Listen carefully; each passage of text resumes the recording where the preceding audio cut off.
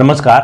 आपका अखबार के YouTube चैनल पर आपका स्वागत है। मैं हूं प्रदीप सिंह। इन दिनों में कुछ घटनाएं हुई हैं। जब से ये तालिबान का कब्जा हुआ है अफगानिस्तान पर, भारत में भी बहुत कुछ बोला और कहा जा रहा है। फिल्म अभिनेता नसीरुद्दीन शाह का एक बयान आया है और एक बयान जो है जावेद अख्तर का, जो फिल्म पटकथा लेखक हैं और कवि हैं, उनका आया है। राज्यसभा में भी रह चुके हैं। दोनों अपने को घोर सेकुलरिस्ट बताते हैं, लेकिन दरअसल दोनों अंदर से घोर कम्युनलिस्ट हैं।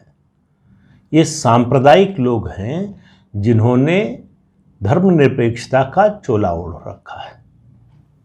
तो पहले बात करता हूं नसीरुद्दीन शाह की। उन्होंने कहा कि तालिबान का विरोध करना चाहिए। भारत के मुसलमान जो खुश हो रहे हैं तालिबान के आने पर, ये जो अंधेरा है सदियों पुराना, जहां जहां मार काट और हिंसा थी, उसमें लौटने की बजाय मॉडर्न सोच होनी चाहिए और भारत के मुसलमानों को इसका विरोध करना चाहिए, तालिबान का विरोध करना चाहिए। सुनने में बात बहुत अच्छी लगती है, कोई गलत बात नहीं है इसमें, लेकिन इसका मकसद क्या है? उन्होंने कहा कि भारतीय इस्लाम जो है उसको स्वीकार करना चाहिए। तो कौन सा भारतीय इस्लाम? पेंच यहीं पर है। देखिए, वो इस्लाम के खिलाफ नहीं बोल रहे, वो उन्होंने तुरंत जो है इस्लाम के अलग अलग रूप बना दिए। भारतीय इस्लाम अच्छा है, तो भारतीय इस्लाम में क्या है जो तालिबान में या दूसरे किसी इस्लामी देश के इस्लाम में नहीं है? आज भी भारतीय मुसलमान अपने बच्चों के नाम अरबी नामों पर रखते हैं। आज भी मदरसों में कुरान की आयतें अरबी में पढ़ाई रटाई जाती हैं। हिंदू धर्म का, सनातन धर्म का कोई एक ऐसा मुद्दा, कोई पहलू ऐसा नहीं है जिसका समर्थन या जिसका स्वागत इस्लाम करता हो। जिस भारतीय इस्लाम की बात कर रहे हैं नसीरुद्दीन शाह, क्या आपने कभी सुना है कि इन्होंने मदरसों के खिलाफ बोला कुछ? ये मदरसों में जो ये अरबी में पढ़ाया जा रहा है, इस्लाम की आयतें रटाई जा रही हैं, ये नहीं होना चाहिए। वहाँ क्या पढ़ाया जा रहा है जिसकी ओर इशारा किया इस समय केरल के राज्यपाल आरिफ मोहम्मद खान ने? उस तरह की बात कभी आपने नसीरुद्दीन शाह या जावेद अख्तर के मुंह से सुनी? कभी नहीं सुनेंगे।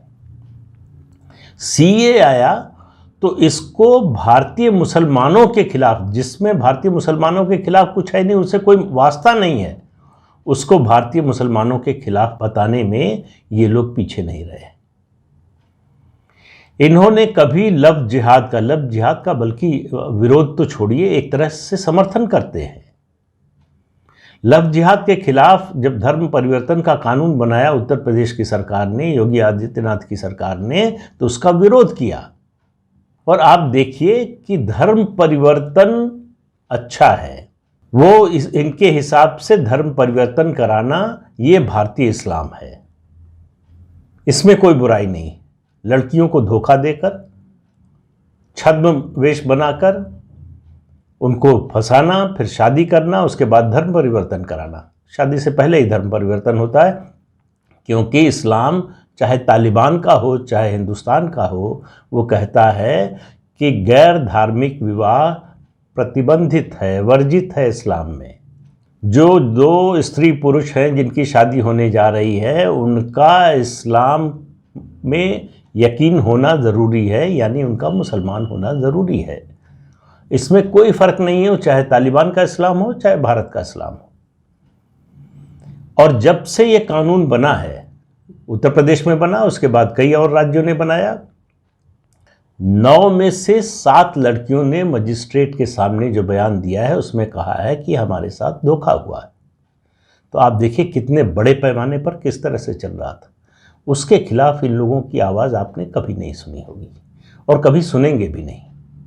क्या आपने सुना है कि इतने संवेदनशील कलाकारों ने कभी ये कहा हो कि पाकिस्तान में, बांग्लादेश में हिंदुओं के साथ जो हो रहा है, जबरन धर्म परिवर्तन, बलात्कार लड़कियों के साथ, और जिस तरह से उनकी संख्या 1947 के बाद से लगातार घटती जा रही है, वो चिंता की बात है या वो गलत बात है? या ऐसा नहीं होना चाहिए, कभी इस तरह की बात इनसे नहीं सुनेंगे। इनको हिंदुस्तान में डर लगता है। आज हिंदुस्तानी इस्लाम की बात कर रहे हैं जब तालिबान दिखाई दे रहा है। वो भी बताऊंगा कि क्यों तालिबान के आने के बाद ये हिंदू इस्लाम की बात हो रही है। ये भारत की प्रशंसा में नहीं हो रहा है।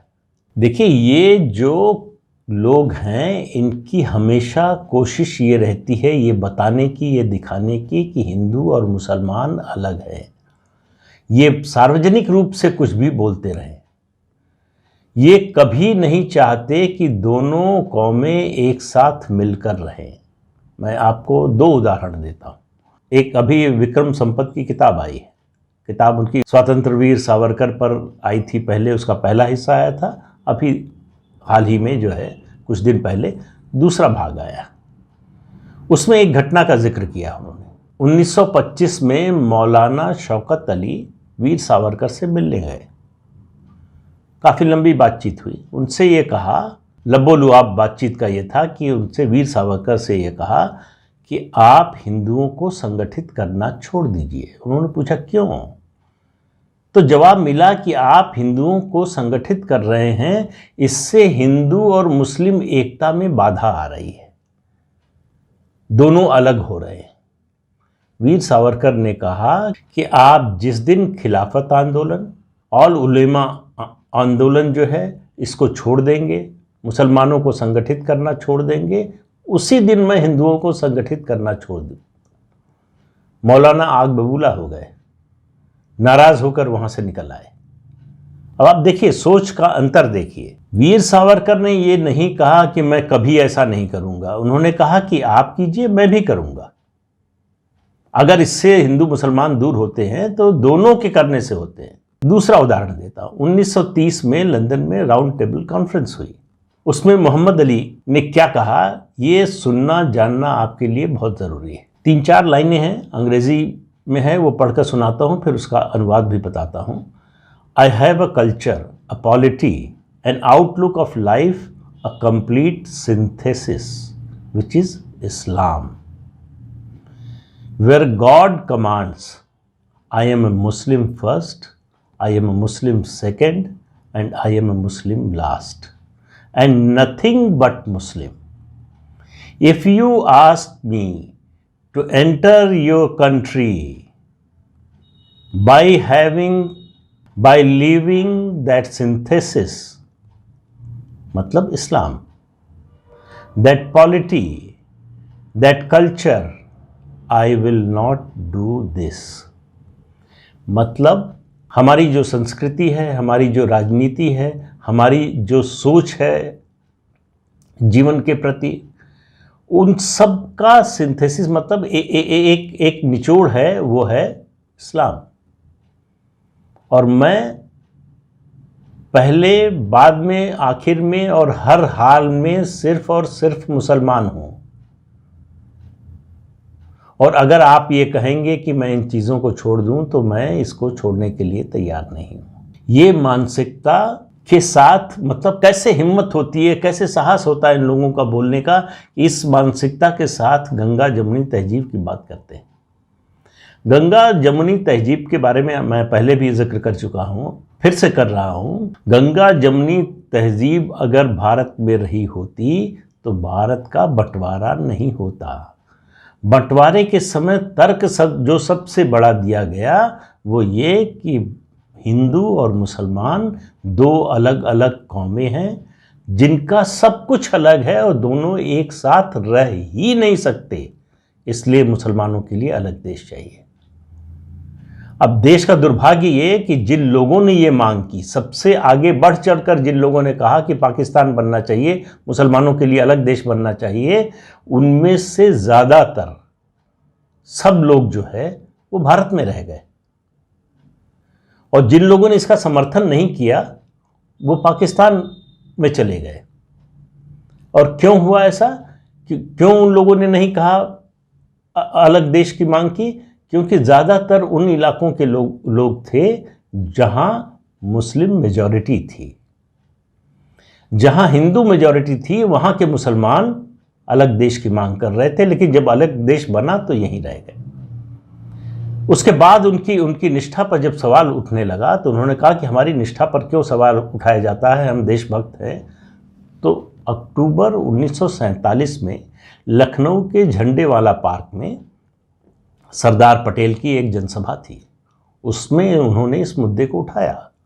उन्होंने कहा कि तुम पूछते हो कि तुम्हारी निष्ठा पर, तुम्हारी वफादारी पर क्यों संदेह किया जाता है, ये बताओ, एक रात पहले तक तुम पाकिस्तान की मांग कर रहे थे और एक रात में ऐसा क्या बदल गया, कैसे तुम्हारा दिल बदल गया, ऐसा क्या हुआ कि दिल बदल गया और यहीं रह गए। तो इस इतिहास को जाने बिना आप जो आज का वर्तमान है, जो कुछ हो रहा है, उसको समझने में आपको कठिनाई होगी, दिक्कत होगी। तो ये ध्यान में रखिए। अब एक और संगठन की बात करता हूँ, तबलीगी जमात। इस पेंडेमिक के दौरान बड़ा नाम सुना होगा आप लोगों ने, बहुत से लोगों ने शायद इसका नाम भी उससे पहले नहीं सुना होगा। इसका गठन क्यों हुआ? इसका गठन हुआ 1926 में। आपको मालूम है किस लिए? मेवात के मुसलमानों को शुद्ध मुसलमान बनाने के लिए, कि हिंदुओं से मेल जोल से उनके अंदर जो मुस्लिम कल्चर है उसमें कुछ जो है कमी आ रही थी, उसको दूर करने के लिए, कि दोनों अलग अलग रहें, मुसलमानों को मुख्य धारा से काटने के लिए तबलीगी जमात का गठन हुआ, उसका जन्म हुआ। आज वो लगभग 100 देशों में काम कर रही है, 8 करोड़ से ज़्यादा उसके अनुयायी हैं। तो इस संगठन का मूल उद्देश्य जो है वो हिंदुओं और मुसलमानों के बीच समन्वय के जितने तत्व हैं उन सबको खत्म करना, दूर करना है। और यही लोग गंगा जमुनी तहजीब की बात करते हैं, ये सांप्रदायिक सौहार्द की बात करते हैं, सांप्रदायिक समन्वय की बात करते हैं। इसी सोच के चलते वंदे मातरम को सांप्रदायिक ठहरा दिया। इसी सोच के चलते स्कूलों में योग को लागू नहीं होने देते, उसका विरोध करते हैं। इसी सोच के चलते शरिया की मांग करते हैं। और आखिर में, मतलब सूची तो बहुत लंबी है, लेकिन आखिर में इसी सोच के चलते हलाल की मांग होती है। और हलाल सिर्फ मीट पर नहीं, हर प्रोडक्ट पर हलाल की मुहर लगे, इसकी मांग होती है। किसी ने कहा, उस नाम मुझे नहीं याद आ रहा है कि किसका ये कोटेशन है, किसका उद्धरण है, लेकिन किसी ने कहा कि बहुसंख्यकों और असहिष्णु अल्पसंख्यकों के बीच में जब भी संघर्ष होगा तो अल्पसंख्यक ही जीतेगा, और इसको रोकने की कोशिश होगी अगर, तो उसे बहुसंख्यकों की सांप्रदायिकता का नाम दिया जाएगा। यही हो रहा देश में। बिल्कुल, आप इतिहास छोड़िए, अभी आज के वर्तमान का उदाहरण देकर बताता हूँ। 2 घटनाओं पर नज़र डालिए, खबर आपने पढ़ी होगी, शायद इस नज़रिए से नहीं देखा होगा, सोचा होगा। लक्षद्वीप में वहाँ के एडमिनिस्ट्रेटर ने स्कूलों में मीट या नॉन वेज खाने पर रोक लगा दी। पूरे देश में हंगामा हो गया, कोर्ट में मामला चला गया कि भाई ये तो खाने की स्वतंत्रता, किसी को कुछ भी है। और सबसे बड़ा तर्क दिया गया कि लक्षद्वीप में 95% से ज़्यादा तो मुसलमान हैं, बहुसंख्यक हैं, वहाँ आप जो है नॉन वेजिटेरियन खाने पर कैसे जो है रोक लगा सकते हैं। तो तार्किक रूप से बात ठीक लगती है। अब आप आ जाइए लक्षद्वीप से मथुरा। मथुरा में अभी योगी आदित्यनाथ की सरकार ने घोषणा की कि मथुरा में शराब और मांस नहीं बिकेगा।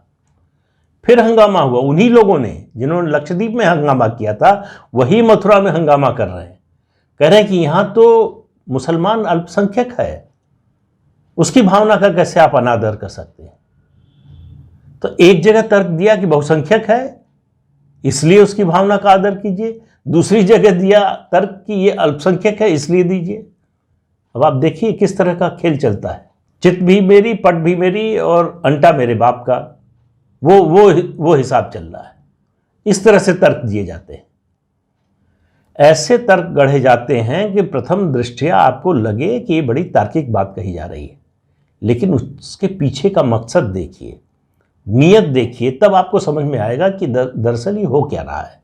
अब ये जावेद अख्तर ने जो कहा कि ये आरएसएस और विश्व हिंदू परिषद भी तालिबानी है, आप समझ रहे हैं इसका मतलब क्या है? ये तालिबान के बचाव का ये रक्षा सूत्र है, रक्षा कवच है तालिबान के बचाव का। तालिबान की क्यों आलोचना कर रहे हैं, क्यों निंदा कर रहे हैं? आरएसएस और विश्व हिंदू परिषद भी तो वही है। ये मानसिकता आप सोचिए कितनी सड़ी और गली हुई मानसिकता है।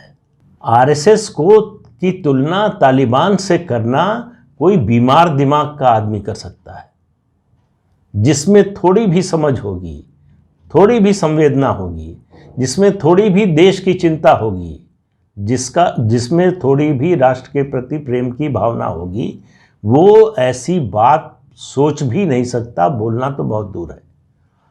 तो ये बोला इसलिए गया, वो चाहे भारतीय इस्लाम की बात हो, चाहे आरएसएस और वीएचपी को तालिबान से उसकी तुलना करने की बात हो, ये दोनों तालिबान के बचाव के लिए हैं।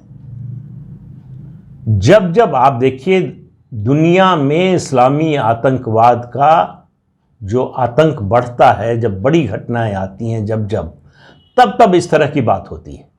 वो दरअसल वो उन आतंकवादी घटनाओं की निंदा के लिए नहीं होती, तालिबान की निंदा नहीं कर रही है, दरअसल तालिबान का परोक्ष रूप से बचाव कर रहे हैं, उस रणनीति के तहत कि आक्रमण सबसे अच्छा बचाव है।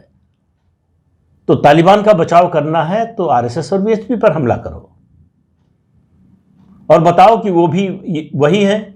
तो जो लोग तालिबान का विरोध कर रहे हैं वो पहले आरएसएस और वीएचपी का विरोध करें। तो मैंने जो शुरू में बात कही कि ये दोनों लोग अंदर से खालिस सांप्रदायिक हैं, तबलीगी सोच वाले लोग हैं कि कैसे हिंदू मुसलमान को अलग रखना है, कैसे मुसलमान को मुख्य धारा से अलग रखना है और हर समय विक्टिम कार्ड खेलना है। आपने एक देश तुड़वा दिया, बंटवारा करवा दिया, धर्म के नाम पर दूसरा देश ले लिया, उसके बाद भी आप विक्टिम कार्ड खेल रहे हैं। और ये सिलसिला 70 साल से जारी है। इसलिए ये जारी रह पाया कि उस समय के हुक्मरानों ने, अपने देश के हुक्मरानों ने, अपने देश की सरकारों ने अपने वोट बैंक के लिए इसको इस्तेमाल किया। उनको उन दोनों के इंटरेस्ट मिल गए, दोनों को लगा कि फ़ायदा, मुसलमानों को लगा हमको विक्टिम कार्ड खेलने में फ़ायदा, उनको लगा कि अगर विक्टिम कार्ड खेलते रहेंगे तो इनको डरा कर इनका वोट लेते रहेंगे। इसलिए दोनों जो है ये एक दूसरे के साथ चलते रहे 2014 तक। 2014 में जब मोदी ने आकर मुस्लिम वोट के वीटो को तोड़ दिया तो नई रुदाली ब्रिगेड पैदा हो रही है, नया तर्क आया है कि 20 करोड़ मुसलमानों को मुख्य धारा से अलग किया जा रहा है, उनको कैसे अलग थलग किया जा सकता है, राजनीतिक प्रतिनिधित्व में उनको कैसे जो है उनकी उपेक्षा की जा सकती है। अभी तक जो हो रहा था उस पर आप बोले थे साहब कुछ। तो ये जो मुस्लिम उलेमा, मौलाना और धर्मनिरपेक्षता का चोगा पहनकर घूमने वाले नसीरुद्दीन शाह और जावेद अख्तर जैसे लोग हैं, जो निज़ाम मुस्तफ़ा की मांग करने वालों का समर्थन करते हैं, जो शरिया की मांग करते हैं, उनको एक बात बहुत अच्छी तरह से समझ लेनी चाहिए कि मुसलमान अगर दुनिया में कहीं सबसे ज़्यादा सुरक्षित है तो वो भारत में है। और भारत में सुरक्षित इसलिए है कि यहाँ सनातन धर्म के लोगों की संख्या ज़्यादा है, बहुसंख्यक हैं वो। जब तक सनातन धर्म रहेगा मुसलमान सुरक्षित रहेगा, वरना शरिया और निज़ाम मुस्तफ़ा भी आपको नहीं बचा पाएगा। ये आप सीरिया में देख लीजिए, ईरान में देख लीजिए, इराक में देख लीजिए, आप लीबिया में देख लीजिए, आप जो है अफ़गानिस्तान में सबसे ताज़ा उदाहरण है, वहाँ देख लीजिए। निज़ाम मुस्तफ़ा और शरिया नहीं बचा सकता आपको। सनातन धर्म ने बचाया है पिछले 74 साल से, बल्कि उससे बहुत पहले से, जब से इस्लाम आया इस देश में तब से। तो ये समझ लेना चाहिए इन मौलानाओं को और ये जो शरिया और निज़ाम मुस्तफ़ा की बात करने वाले हैं कि ये हिंदू जो है, जो सनातन धर्म है, ये इनका रक्षा कवच है। लेकिन इनको जल्दी समझ में आएगा नहीं, समझ में आता नहीं, क्योंकि ये समझना नहीं चाहते। तो जो समझना नहीं चाहता, जो जगा हुआ है और सोने का नाटक कर रहा है, उसको जगाया नहीं जा सकता। आज के अंक में इतना ही, अगले अंक में फिर मिलेंगे किसी नए मुद्दे के साथ। तब तक के लिए इजाज़त दीजिए, नमस्कार। जाते जाते आपको याद दिला दें कि ये चैनल देखिए, शेयर कीजिए, लाइक कीजिए और सब्सक्राइब ज़रूर कीजिए। नमस्कार।